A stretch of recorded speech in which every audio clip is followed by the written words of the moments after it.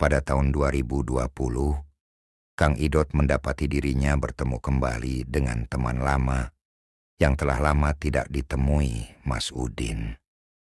Mas Udin, yang dulunya berasal dari keluarga miskin, kini tiba-tiba muncul dengan perubahan yang sangat mencolok. Setelah hampir 30 tahun tidak berhubungan, Mas Udin mengajak Kang Idot untuk bertemu.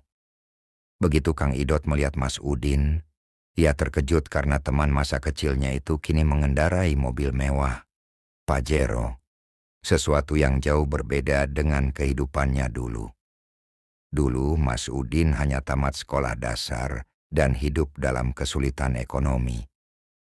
Pertemuan ini terasa seperti reuni kecil, mengingatkan mereka pada masa-masa kecil yang penuh kenangan. Mereka berbicara banyak tentang masa lalu, hingga akhirnya Mas Udin mulai menceritakan kondisi hidupnya sekarang. Meskipun terlihat kaya dan mapan, Mas Udin tampak gelisah. Ia bercerita kepada Kang Idot bahwa hidupnya sekarang sangat berbeda. Namun ada sesuatu yang mengganjal dalam dirinya. Ia mulai mengungkapkan bahwa kekayaan yang ia miliki saat ini berasal dari cara yang tidak biasa.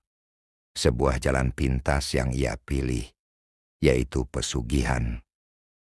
Mas Udin mengaku bahwa ia merasa sangat jenuh dengan kehidupan yang ia jalani sekarang.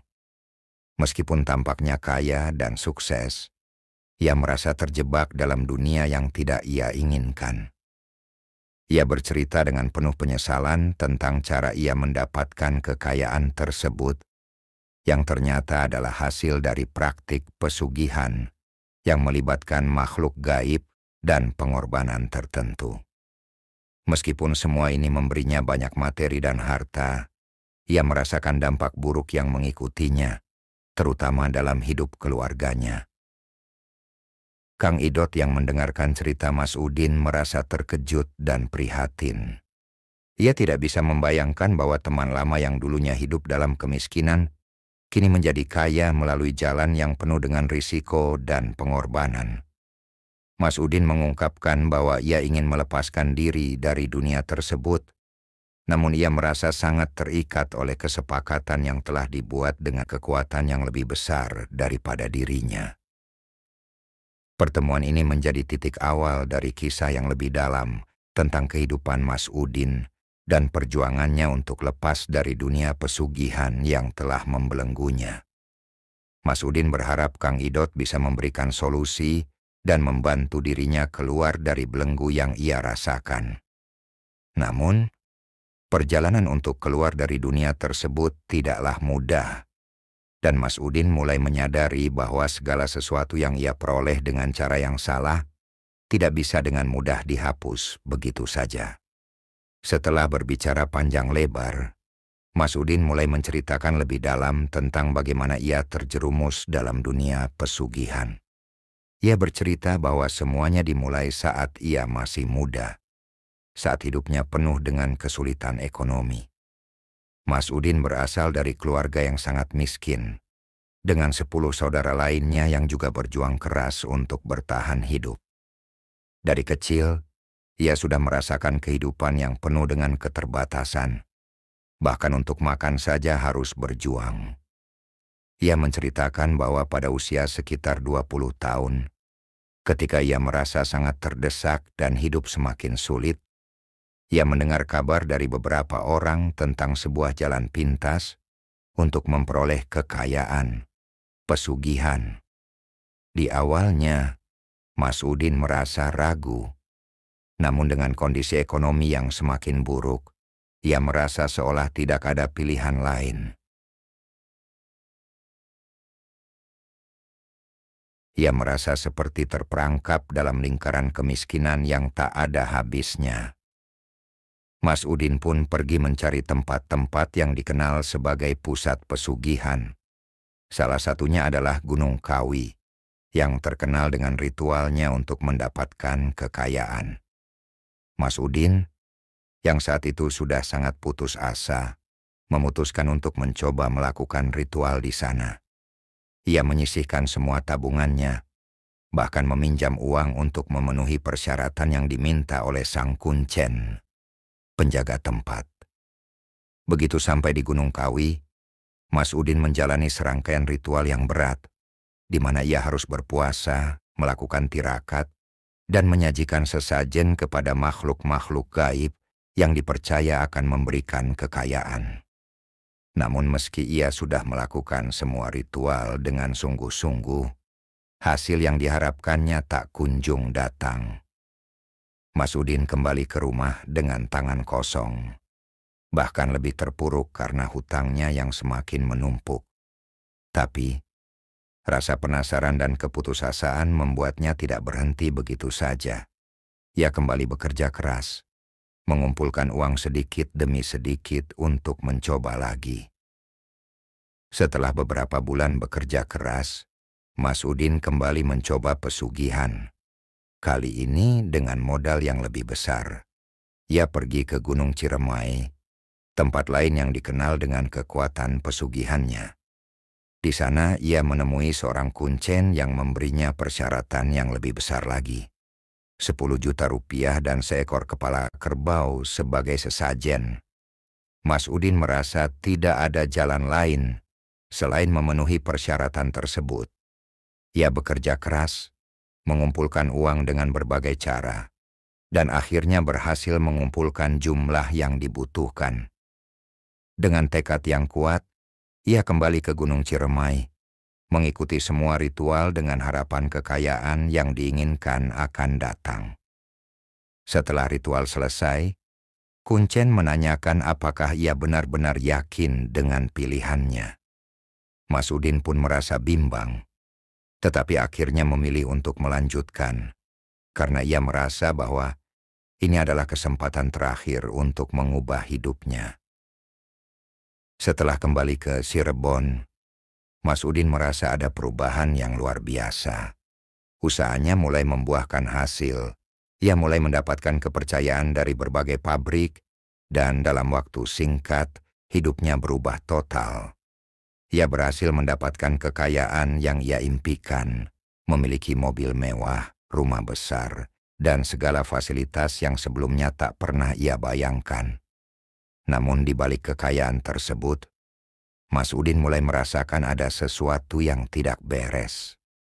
Hatinya tidak tenang. Ia mulai merasa ada yang tidak wajar dengan kehidupannya, dan ia merasa semakin terikat dengan dunia gaib yang telah ia masuki.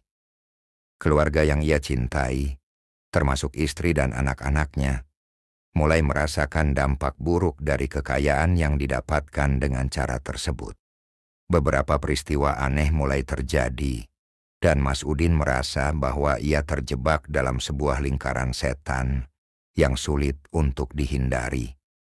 Mas Udin bercerita kepada Kang Idot dengan penuh penyesalan, mengungkapkan bahwa meski ia kaya, ia tidak merasa bahagia. Bahkan ia merasa semakin terisolasi dan ketakutan dengan setiap langkahnya. Semua yang ia peroleh terasa seperti sebuah beban yang terus mengikatnya. Kini Mas Udin hanya menginginkan satu hal, kebebasan dari dunia pesugihan yang telah mengubah hidupnya. Ia berharap bisa bertobat, tetapi merasa terlalu terlambat untuk memperbaiki semuanya. Keesokan harinya, Mas Udin mengajak Kang Idot untuk mengunjungi rumah lama yang telah ditinggalkan selama lebih dari 10 tahun. Rumah yang menjadi saksi bisu perjalanan hidupnya. Rumah yang penuh kenangan, baik suka maupun duka. Rumah itu, yang terletak di pinggiran kota Cirebon, kini tampak kumuh dan terbengkalai. Pintu-pintu yang sudah lapuk, dinding yang mulai retak, dan halaman yang tertutupi rumput liar menjadi gambaran dari masa lalu yang telah lama terlupakan. Mas Udin menjelaskan bahwa rumah itu dulunya dihuni oleh keluarganya, bersama istri pertama dan 2 anaknya. Namun, setelah mereka meninggal, rumah itu seolah menjadi tempat yang terkutuk. Setiap penghuni yang tinggal di sana, menurut Mas Udin, merasakan aura yang aneh dan mengerikan. Banyak yang mengaku melihat makhluk halus, bahkan mendengar suara-suara yang tidak bisa dijelaskan. Kang Idot merasa cemas begitu melihat rumah tersebut. Meskipun ia mencoba untuk tetap tenang, perasaan takut mulai merayapinya. Ketika mereka melangkah lebih jauh ke dalam, aroma busuk dan bau apek langsung menyergap hidung. Kang Idot merasa ada sesuatu yang tidak beres dengan rumah itu.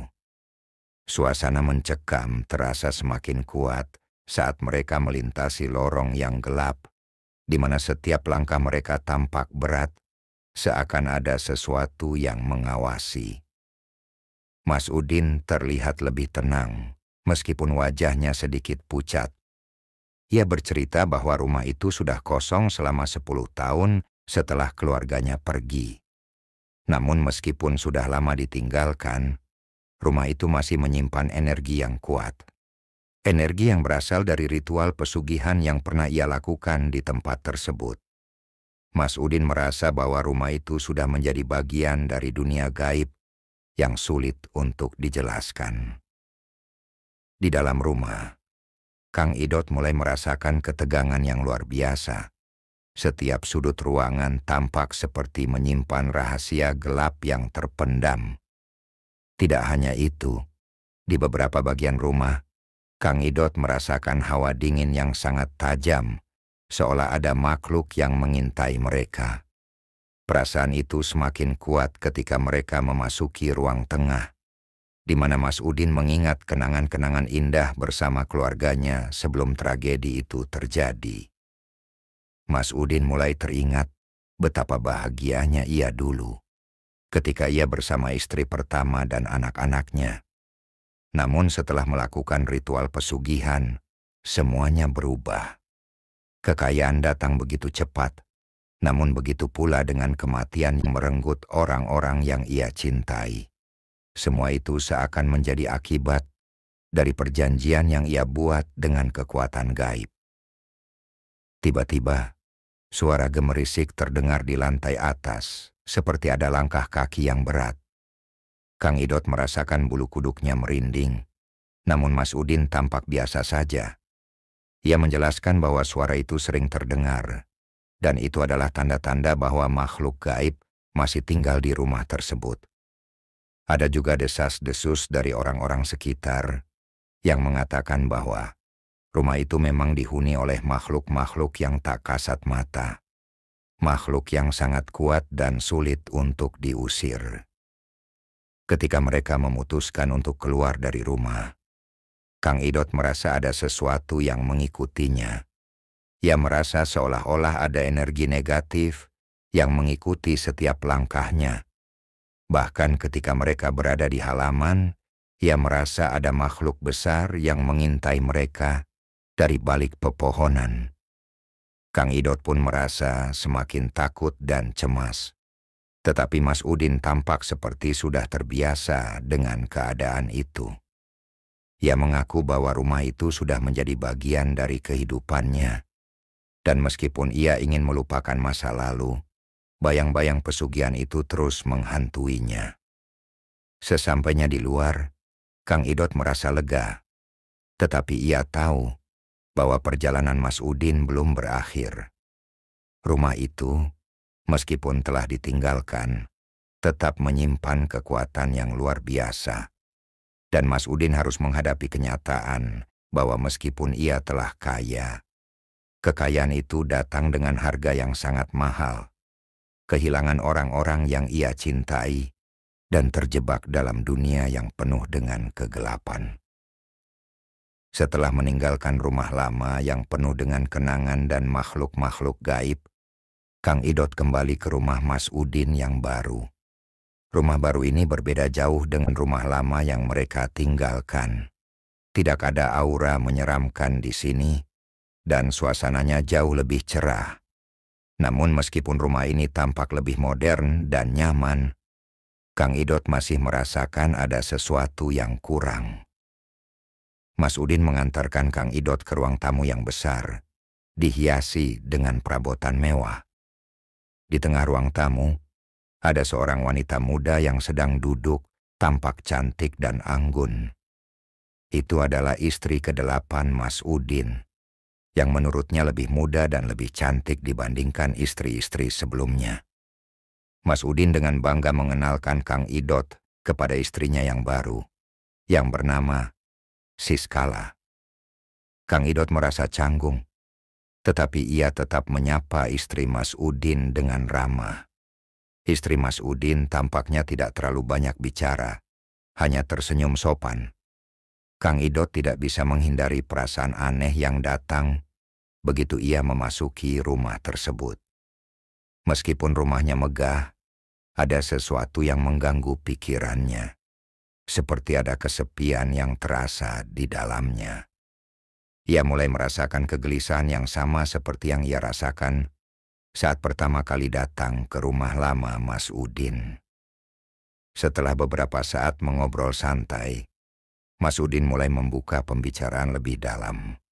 Ia bercerita bahwa ia kini telah menikah untuk ke-8 kalinya. Dan meskipun ia telah mendapatkan banyak kekayaan, ia merasa ada sesuatu yang hilang dalam hidupnya. Mas Udin mengaku merasa kesepian. Meskipun ia sudah memiliki banyak harta, istri-istri, dan segalanya. Kekayaan yang didapat dari pesugihan tidak membuatnya bahagia. Kang Idot mendengarkan dengan seksama. Mas Udin terus mengungkapkan penyesalannya, terutama mengenai kematian anak-anak dan istrinya yang sebelumnya. Dia merasa terperangkap dalam hidup yang tidak bisa ia kendalikan lagi. Meski ia sudah kaya, hidupnya tidak pernah benar-benar damai. Mas Udin akhirnya berkata dengan suara yang penuh ketegangan, "Kang, saya ingin mengakhiri semua ini. Saya ingin bertobat. Tapi bagaimana caranya?" Kang Idot diam sejenak, berpikir keras. Mas Udin sudah melewati banyak jalan hidup yang gelap dan penuh godaan. Bertobat bukanlah hal yang mudah, apalagi dengan bekal dosa yang begitu besar. Kang Idot tahu bahwa ada kekuatan jahat yang telah mengikat Mas Udin dalam dunia pesugihan. Namun, untuk membantu Mas Udin keluar dari permasalahan ini, ia harus benar-benar memahami sejauh mana keinginan Mas Udin untuk bertobat. "Saya tahu," jawab Kang Idot. "Tapi bertobat itu tidak sesederhana yang kamu kira. Jika kamu sungguh-sungguh ingin keluar dari semua ini, kamu harus siap untuk menghadapi konsekuensinya. Keputusanmu harus murni dan tanpa keraguan. Semua yang kamu dapatkan dari pesugihan itu, termasuk harta dan kekayaan, harus kamu lepaskan. Hanya dengan cara itu, kamu bisa membersihkan hatimu." Mas Udin terdiam, mendengar kata-kata Kang Idot. Ia mulai berpikir panjang. Apakah ia siap melepaskan semua yang telah ia capai? Rumah mewah, mobil, harta yang berlimpah, dan segala yang diinginkannya selama ini. Namun jauh di dalam hatinya, ia merasa kosong dan tidak bahagia. Semua itu tidak bisa menghapus rasa penyesalannya terhadap orang-orang yang telah hilang dalam hidupnya. "Apa kamu yakin bisa keluar dari semua ini?" tanya Kang Idot, memecah keheningan. Mas Udin menatapnya dengan mata penuh keraguan. "Saya ingin keluar, Kang. Saya benar-benar ingin keluar, tapi saya takut. Saya takut akan kehilangan semuanya. Apa yang harus saya lakukan?" jawabnya, suaranya penuh dengan kesedihan. Kang Idot menarik napas panjang. "Tidak ada jalan mudah, Mas. Tapi kalau kamu sungguh-sungguh ingin bertobat, kamu harus siap kehilangan semuanya. Tidak ada lagi yang bisa menggantikan ketulusan hati." Mereka terdiam sejenak, dan suasana di dalam rumah menjadi lebih berat. Kang Idot tahu bahwa keputusan Mas Udin akan menentukan masa depan hidupnya, dan apakah ia bisa melepaskan semua yang telah ia peroleh dengan cara yang salah. Waktu akan membuktikan apakah Mas Udin benar-benar ingin bertobat dan memperbaiki hidupnya, Ataukah ia akan tetap terjerat dalam dunia pesugihan yang gelap itu? Sambil merenung, Mas Udin berkata, "Saya akan berpikir matang-matang, Kang. Saya harus membuat keputusan besar dalam hidup saya." Namun meskipun ia sudah membuat keputusan untuk berubah, Kang Idot merasa ada kekuatan lain yang masih berusaha menarik Mas Udin kembali ke jalur pesugihan. Kekuatan yang lebih besar dan lebih gelap dari apa yang bisa dipahami oleh manusia biasa. Hari demi hari berlalu, dan Kang Idot kembali ke rutinitasnya, tetapi bayangan pertemuannya dengan Mas Udin dan cerita tentang pesugihan masih menghantui pikirannya. Mas Udin telah mengatakan bahwa ia ingin bertobat dan melepaskan semua yang telah dia peroleh dari dunia hitam itu. Tetapi Kang Idot tahu bahwa itu tidak akan semudah yang diucapkan. Dunia pesugihan memiliki ikatan yang sangat kuat, dan semakin dalam seseorang terjerumus, semakin besar tantangannya untuk keluar. Beberapa hari setelah pertemuan itu, Mas Udin menghubungi Kang Idot kembali. Panggilan telepon itu terasa berbeda, penuh dengan kegelisahan dan ketegangan. "Kang, tolong datang lagi. Saya butuh bantuan." Suara Mas Udin terdengar serak dan penuh keputusasaan. Kang Idot merasa ada sesuatu yang salah. Ia segera memutuskan untuk mengunjungi Mas Udin, yang tampaknya semakin terperangkap dalam dilema batin. Setibanya di rumah Mas Udin yang baru, suasana kali ini terasa jauh lebih menegangkan. Kang Idot bisa merasakan adanya sesuatu yang berbeda di udara, seperti tekanan berat yang menggantung di antara mereka. Mas Udin menyambutnya dengan ekspresi yang cemas, wajahnya tampak lelah dan tertekan. "Kang, saya tidak bisa tidur. Semua yang terjadi, semuanya terasa tidak nyata. Saya sudah mencoba bertobat, tapi setiap malam saya merasa ada sesuatu yang menghantui saya," kata Mas Udin dengan suara gemetar. Kang Idot memandangnya dengan penuh perhatian. "Apa yang kamu rasakan, Mas?" tanya Kang Idot dengan lembut. "Saya merasa ada makhluk-makhluk yang mengikuti saya, seperti ada yang mengawasi setiap langkah saya.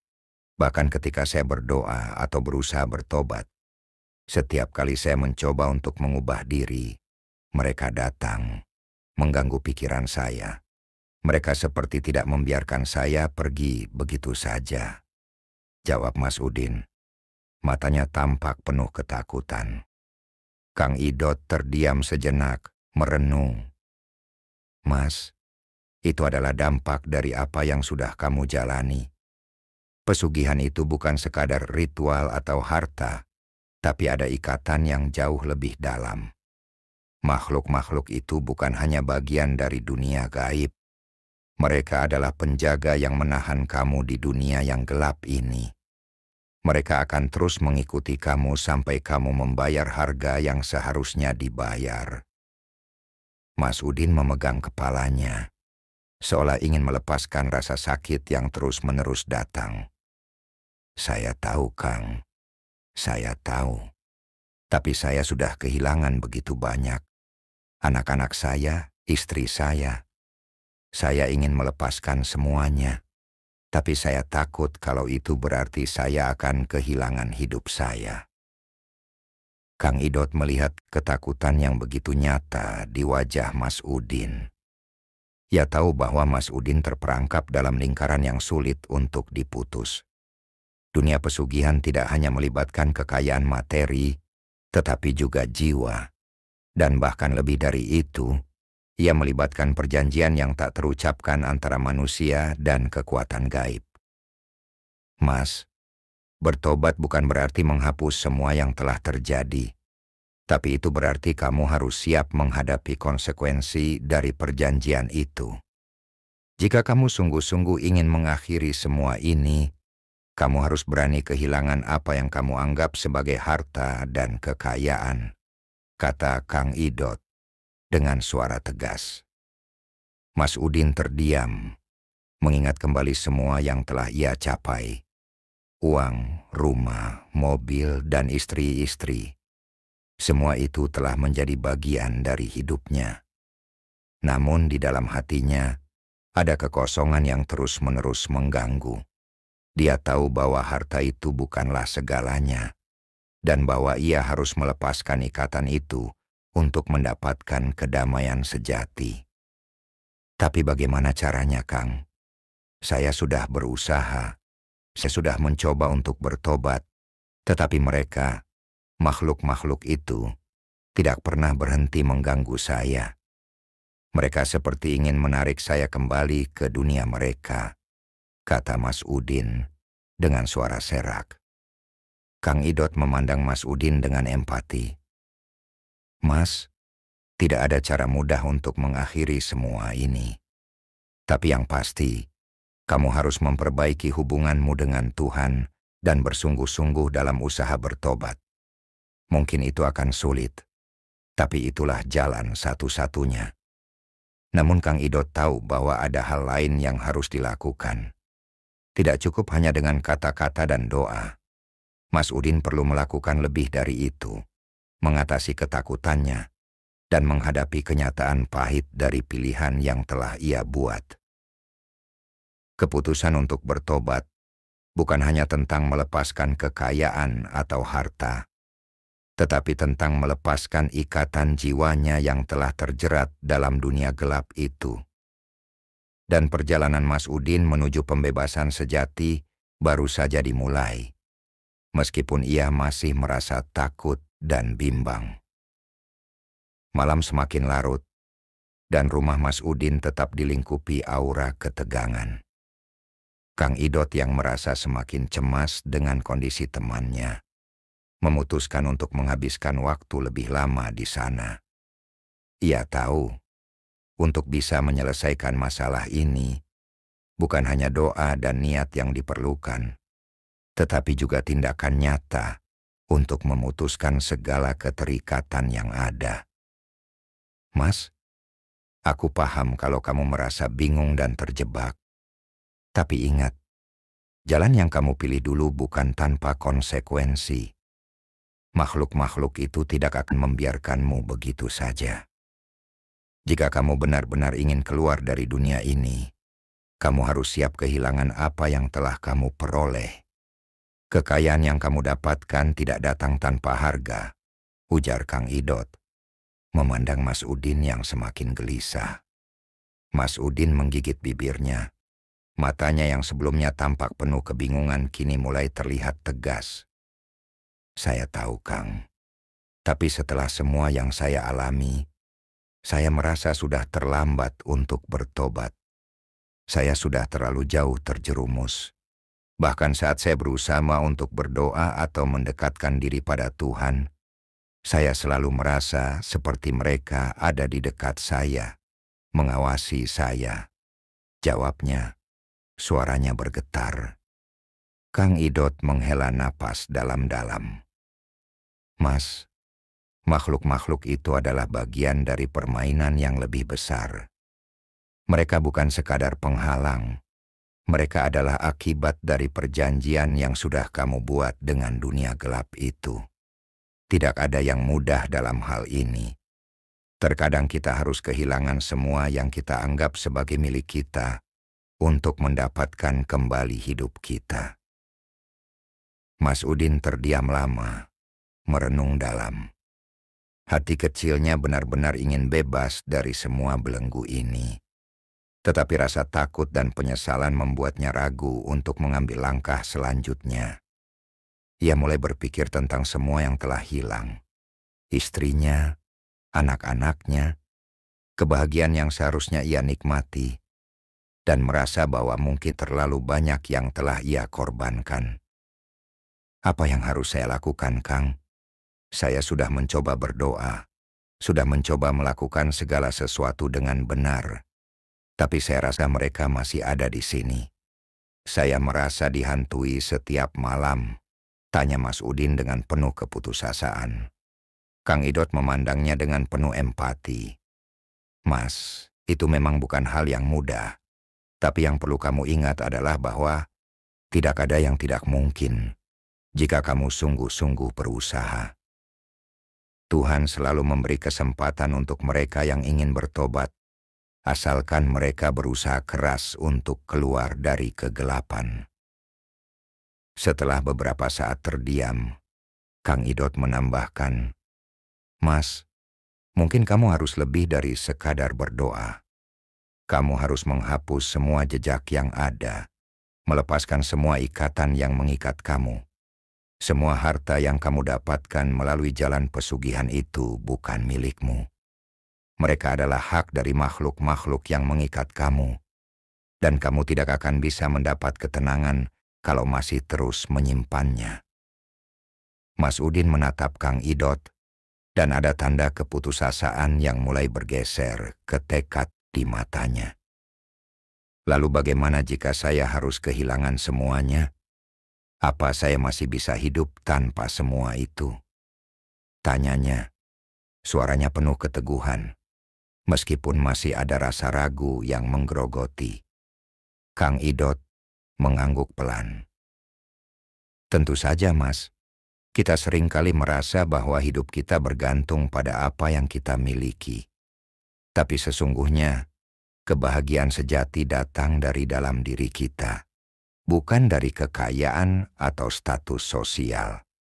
Kalau kamu melepaskan apa yang tidak seharusnya kamu miliki, kamu akan mendapatkan kembali kedamaian yang sebenarnya." Mas Udin meresapi kata-kata Kang Idot dengan sangat dalam. Ia mulai menyadari bahwa kekayaan yang ia miliki tidak membawa kebahagiaan sejati. Bahkan, semakin banyak yang ia peroleh, semakin banyak pula yang hilang dari hidupnya. Kehilangan keluarga, kehilangan kedamaian, dan kehilangan harapan. "Baiklah, Kang. Saya akan mencoba melepaskan semuanya. Saya akan mengakhiri semuanya, meskipun saya tahu itu bukan hal yang mudah," kata Mas Udin dengan penuh tekad. Kang Idot tersenyum tipis. "Itulah keputusan yang tepat, Mas. Semua jalan yang benar memang penuh tantangan, tetapi percayalah, pada akhirnya kamu akan menemukan kedamaian yang kamu cari." Namun, meskipun Mas Udin sudah mulai melihat cahaya di ujung terowongan, jalan menuju pembebasan masih panjang dan penuh rintangan. Keputusan untuk melepaskan semua yang telah ia peroleh bukanlah akhir dari perjalanan, melainkan awal dari perjuangan yang lebih besar untuk benar-benar memutuskan ikatan dengan dunia gelap yang telah menguasai hidupnya. Hari-hari berlalu setelah keputusan Mas Udin untuk melepaskan semua yang telah dia raih melalui pesugihan. Meskipun tekadnya semakin kuat untuk bertobat, ia mulai merasakan bahwa perjalanan menuju pembebasan itu tidak semudah yang ia bayangkan. Setiap langkahnya terasa penuh dengan tekanan, seolah-olah ada sesuatu yang mengawasi dan menuntut bayaran atas perjanjian yang telah dibuat. Mas Udin kembali ke rumah lama yang terbengkalai, tempat di mana semuanya dimulai. Kang Idot ikut bersamanya, meskipun hati Kang Idot merasa ragu dan khawatir akan keselamatan mereka. Rumah itu, meskipun sepi, masih dipenuhi dengan energi negatif yang terasa menekan.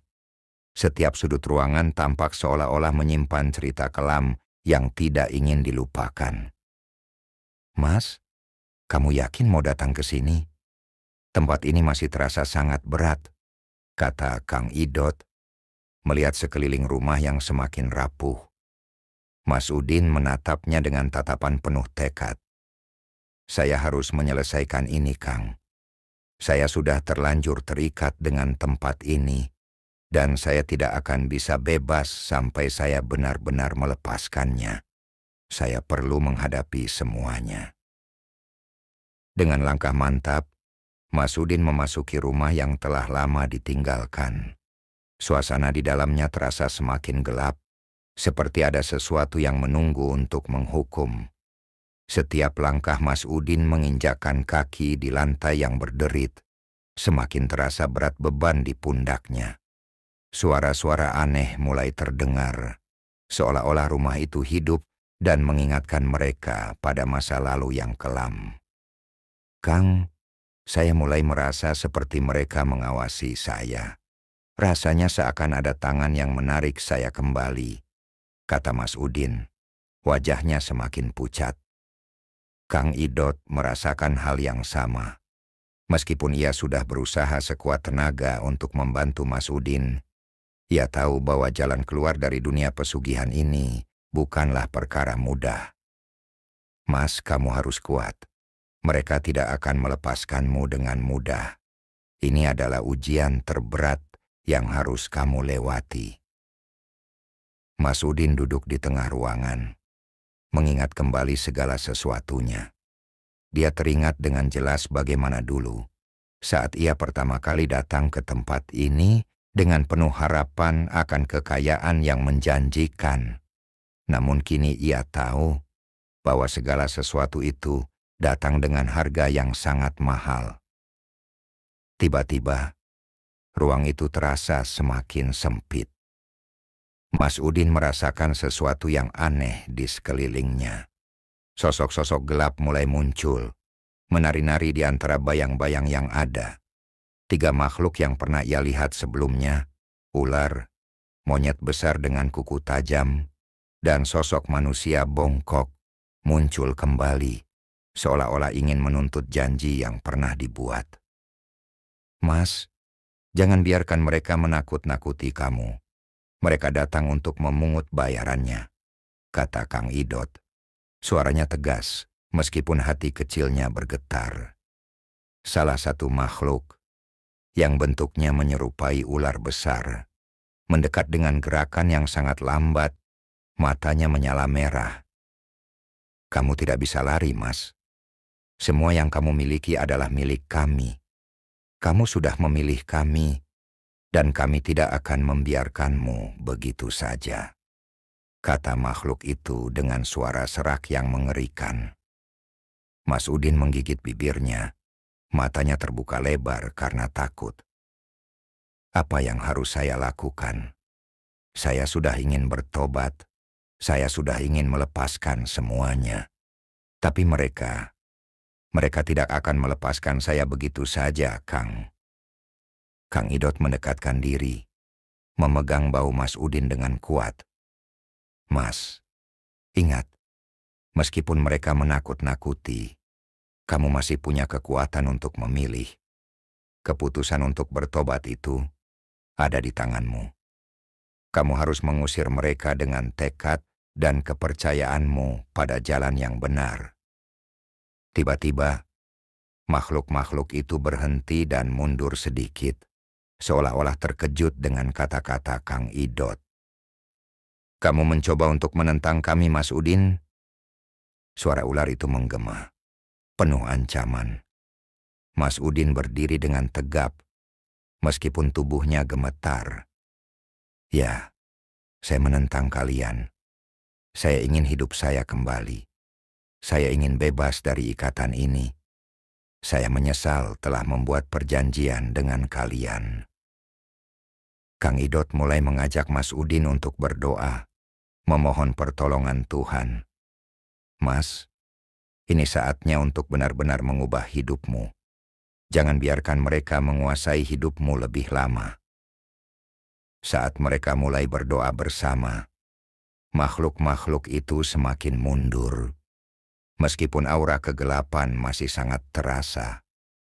Namun, seiring berjalannya waktu, energi negatif itu mulai mereda sedikit demi sedikit. 3 makhluk itu, meskipun masih mengancam, tidak bisa lagi menghalangi langkah Mas Udin untuk melepaskan diri dari dunia gelap yang telah menjeratnya. Namun meskipun perjuangan fisik dan mentalnya terasa mulai membuahkan hasil, Mas Udin tahu bahwa ini baru awal dari perjalanan yang lebih panjang. Ia masih harus terus berjuang untuk memastikan bahwa setiap keputusan yang ia ambil tidak membawa akibat buruk bagi dirinya dan orang-orang yang ia cintai. Kang Idot menatap Mas Udin dengan penuh empati. Ingat Mas, perjalanan ini akan panjang, dan mungkin akan banyak ujian yang datang. Tapi kamu tidak sendirian. Tuhan akan selalu bersama orang-orang yang berusaha untuk kembali ke jalan yang benar.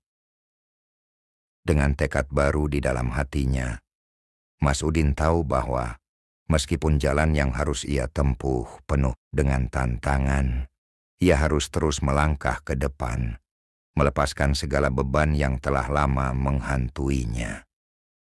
Waktu berlalu, dan meskipun Mas Udin berusaha untuk memperbaiki dirinya, rasa cemas dan rasa takut masih menghinggapinya.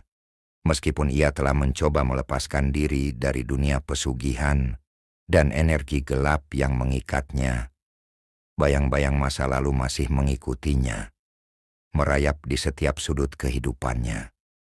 Perjalanan spiritualnya terasa semakin berat, dan ia mulai meragukan apakah pertobatannya benar-benar diterima. Beberapa bulan setelah pertemuannya dengan Kang Idot di rumah lama, Mas Udin kembali ke kehidupannya yang baru, yang tampaknya lebih baik secara fisik dan materi. Ia sudah mendapatkan mobil mewah, rumah besar, dan istri yang cantik. Namun di dalam hatinya, ada kehampaan yang tak terisi, sebuah kekosongan yang lebih besar dari kekayaan yang telah ia raih. Setiap senyuman dari istrinya yang baru, setiap tawa anak-anak tirinya, semakin membuatnya merasa terasing dari dirinya sendiri. Sebuah rasa bersalah mulai membekas di hatinya. Ia tahu bahwa harga yang ia bayar untuk semua ini sangatlah mahal. Keputusan-keputusan yang ia buat dulu, yang telah menjerumuskan dirinya ke dalam dunia pesugihan, masih mengejarnya. Bahkan, kehadiran makhluk-makhluk itu, ular besar, monyet berbulu lebat, dan sosok manusia bongkok, masih sering menghantui malam-malamnya. Kadang Mas Udin merasa seperti mereka selalu mengawasi langkah-langkahnya, menuntut apa yang telah dijanjikan. Suatu malam, setelah makan malam bersama keluarganya, Mas Udin duduk sendirian di ruang tamu rumah barunya. Ia merasa cemas.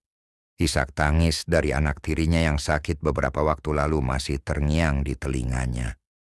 Meskipun sudah lebih dari 2 tahun berlalu, perasaan bahwa anaknya adalah tumbal dari kesepakatan pesugihan itu tetap menghantui. Dan kini, istrinya mulai menunjukkan tanda-tanda penyakit yang tak bisa dijelaskan. Gejala-gejala aneh yang tak bisa disembuhkan oleh pengobatan medis. Apakah ini memang benar, Mas? Apakah semua yang terjadi pada anak dan istri saya ini karena perbuatan saya di masa lalu? Mas Udin bergumam. Suara hatinya dipenuhi dengan kebingungan dan penyesalan yang mendalam.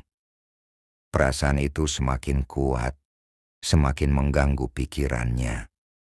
Ia mulai merasa bahwa hidupnya yang sempurna ini ternyata hanya sebuah ilusi yang dibangun di atas penderitaan orang lain.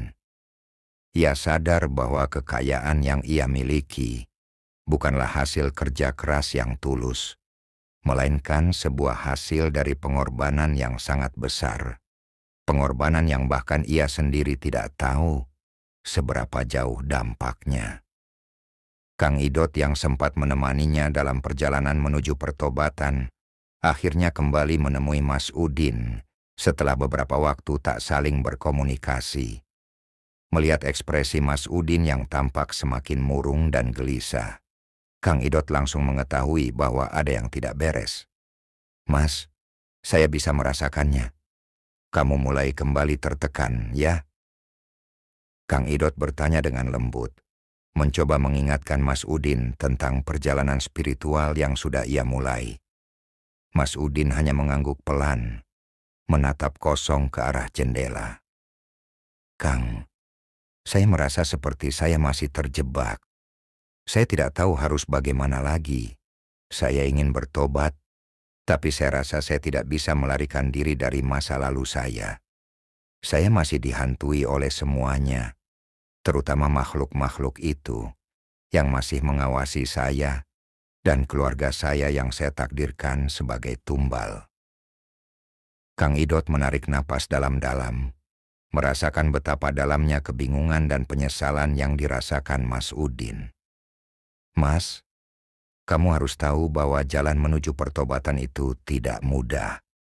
Namun kamu tidak bisa terus merasa bersalah dan terjebak dalam perasaan itu.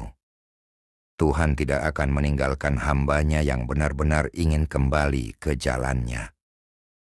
Mas Udin menggigit bibirnya, mencoba menahan air mata yang mulai muncul. Tapi bagaimana jika semuanya terlambat? Bagaimana jika saya tidak bisa memperbaiki semuanya? Saya takut, Kang. Saya takut akan akibat dari perbuatanku dulu. Kang Idot menatapnya dengan penuh perhatian. Tidak ada kata terlambat, Mas. Tuhan itu Maha Pengampun. Tapi kamu harus bertindak, harus melepaskan diri dari rasa takut itu dan mulai memperbaiki dirimu. Meskipun itu terasa sulit. Kamu harus benar-benar membersihkan hati dan pikiranmu dari ikatan-ikatan itu. Tidak ada yang lebih penting sekarang selain itu. Jangan biarkan ketakutan itu menguasaimu. Mas Udin terdiam, merenung. Ia merasa kebingungannya semakin mendalam. Ketika ia teringat kembali tentang pengorbanan yang ia lakukan untuk mendapatkan kekayaan, ia merasa bahwa ia telah terjebak dalam perjanjian yang sangat rumit. Tapi Kang, saya harus bagaimana? Saya sudah terlalu jauh dalam kesalahan ini, ucapnya. Suaranya penuh dengan ketidakpastian. Kang Idot menepuk bahu Mas Udin dengan lembut. Mas, Tuhan selalu memberi kesempatan kedua. Ini bukan tentang seberapa besar kesalahan yang telah kamu buat, tapi seberapa tulus niatmu untuk kembali. Kamu harus jujur pada dirimu sendiri dan berani melepaskan segala yang telah menahanmu. Jangan biarkan rasa takut menghalangi langkahmu. Mas Udin memandang Kang Idot dengan penuh harapan. Meskipun hati kecilnya masih dipenuhi dengan kebimbangan. Saya akan coba, Kang. Saya akan coba. Tapi saya tahu ini bukan perjalanan yang mudah. Kang Idot tersenyum dan mengangguk. Ya, Mas. Tapi ingat, kamu tidak sendirian dalam perjalanan ini. Kami akan selalu ada untuk membantu. Namun, meskipun Mas Udin memutuskan untuk terus berjuang, ia tahu bahwa tantangan yang akan dihadapinya masih jauh dari selesai. Setiap langkah yang ia ambil untuk melepaskan dirinya dari dunia pesugihan itu akan membutuhkan lebih banyak keteguhan hati dan kekuatan daripada yang ia bayangkan. Meskipun ia berusaha untuk memperbaiki segalanya, bayang-bayang masa lalu akan selalu mengejarnya, dan ia harus siap menghadapi apapun yang datang. Beberapa minggu setelah pertemuan terakhir dengan Kang Idot, Mas Udin mulai merasakan perubahan yang signifikan dalam dirinya. Ia terus berusaha untuk menghidupkan niat pertobatannya, meskipun cobaan yang datang tidaklah mudah. Istrinya yang semakin sakit, gangguan dari makhluk-makhluk halus yang tak tampak, dan rasa bersalah yang mendalam selalu menghantui langkahnya. Suatu malam, Mas Udin kembali memutuskan untuk mengunjungi rumah lama tempat ia pertama kali terjerat dalam dunia pesugihan. Rumah itu kini tampak lebih angker dari sebelumnya. Seperti ada sesuatu yang menahan dia untuk benar-benar melepaskan ikatan-ikatan gelapnya. Ia merasa, mungkin jika ia bisa menghadapinya sekali lagi, ia bisa melepaskan diri dari masa lalu yang kelam. Saat ia berdiri di depan rumah itu, angin malam yang dingin menyentuh kulitnya, dan bayang-bayang dari makhluk-makhluk yang dulu menghantui pikirannya mulai terasa hadir kembali. Ada rasa takut yang datang begitu saja, namun kali ini ia tidak mundur. Mas Udin mengatur napas, memejamkan mata sejenak, dan berdoa. Tuhan, tolong aku. Aku tidak tahu apa yang harus aku lakukan, tetapi aku ingin berubah. Aku ingin membersihkan hatiku. Bantu aku untuk menemukan jalan keluar dari kegelapan ini, bisiknya. Ketika ia membuka mata, tiba-tiba rasa takut itu mulai menghilang. Sesuatu dalam dirinya mulai mereda. Untuk pertama kalinya dalam banyak tahun, Mas Udin merasa ada kedamaian dalam hatinya. Mungkin ini adalah awal dari kebebasan yang selama ini ia cari. Di rumah baru Mas Udin, istrinya yang sakit semakin parah. Rasa bersalah semakin menyiksanya. Ia tahu bahwa meskipun ia telah berusaha, tak ada yang dapat membalas apa yang telah ia lakukan. Namun ia tetap merasa bahwa keputusan untuk bertobat adalah langkah yang benar.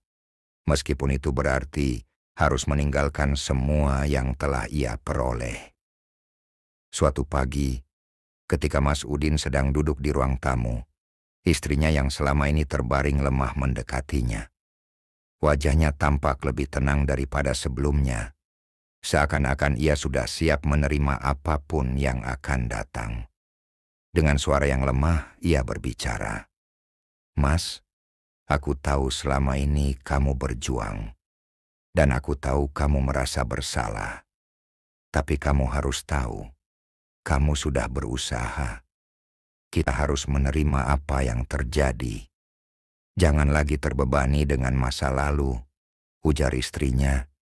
Matanya penuh pengertian. Mas Udin menatap istrinya dengan penuh perasaan. Ia merasakan berat hati untuk melepaskan apa yang telah terjadi. Namun kata-kata istrinya memberi kedamaian dalam dirinya.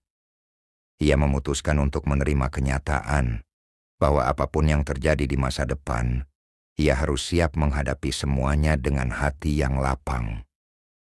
Beberapa hari kemudian, istrinya menghembuskan nafas terakhir.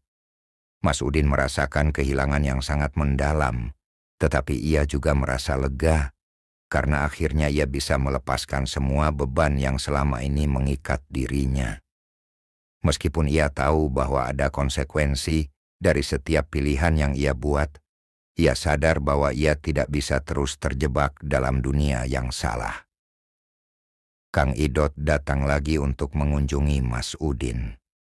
Mereka duduk bersama, berbicara tentang perjalanan hidup yang penuh dengan ujian dan cobaan.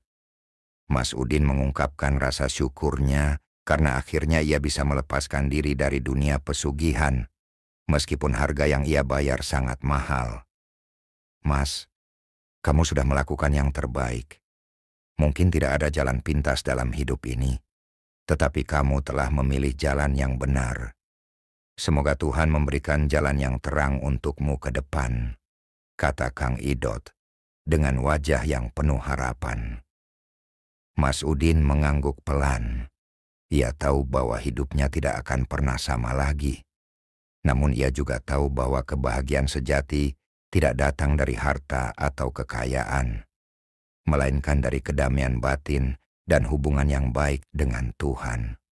Sekarang, ia harus melangkah maju, berusaha untuk memperbaiki apa yang bisa diperbaiki, dan belajar dari segala yang telah terjadi. Pada akhirnya Mas Udin menyadari bahwa meskipun ia telah terjatuh dalam kegelapan, ia masih memiliki kesempatan untuk bangkit. Dan meskipun perjalanan menuju pertobatan itu sangat berat, ia tahu bahwa itu adalah satu-satunya jalan menuju kebahagiaan yang sejati. Mas Udin memilih untuk hidup dengan cara yang lebih sederhana. Ia menjual semua kekayaannya dan mulai membantu orang-orang yang membutuhkan. Ia berusaha untuk memberikan yang terbaik untuk orang-orang di sekitarnya. Meskipun tak bisa mengubah masa lalu yang kelam, ia akhirnya menemukan kedamaian yang selama ini ia cari, dan dengan itu, ia bisa memulai hidup yang baru, jauh dari dunia pesugihan yang telah menghancurkan hidupnya. Ini adalah akhir dari perjalanan panjang Mas Udin. Namun bagi Mas Udin, Ini adalah awal dari hidup yang baru, hidup yang lebih baik, hidup yang lebih penuh makna.